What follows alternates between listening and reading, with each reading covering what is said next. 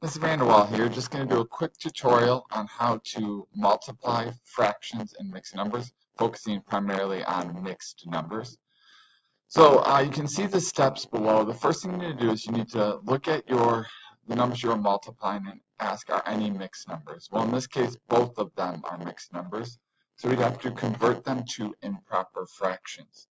To convert a number to an improper fraction, you take the whole number, you're going to multiply it by the denominator, and then add the numerator.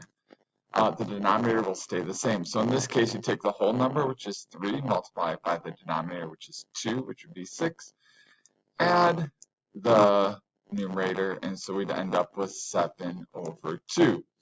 We'll have to multiply that by our mixed number, 1 3/4, converted to an improper fraction.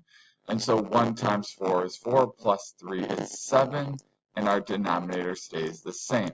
This is probably the hardest step, because once you do this, all you have to do is multiply numerator by numerator. So you multiply the numerators and then multiply the denominators.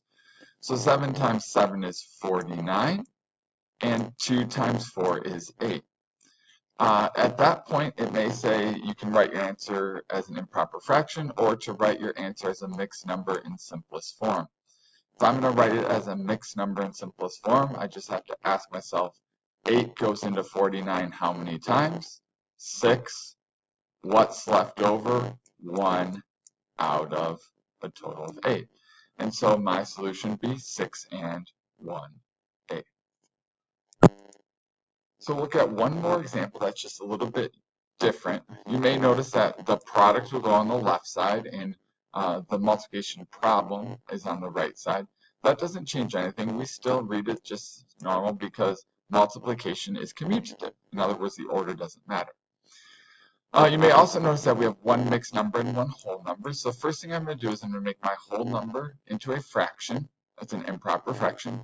And then I'm going to convert my mixed number to an improper fraction. So 2 1/3 would be 2 times 3 is 6, plus 1 is 7/3. And so it'll be 7/3 times 5 over 1. Once I'm done with that, I can just multiply, go to step 2, multiply my numerators and multiply my denominators. And so 7 times 5 is 35. 3 times 1 is 3. At that point, I'm going to simplify my improper fraction to a mixed number. In this case, I'll ask myself, 3 goes into 35 how many times? 11, because 3 times 11 is 33. What's left over? 2/5. Now my fraction 2/5 is in simplest form because 2 and 5 have a greatest common factor of 1, or they are relatively prime.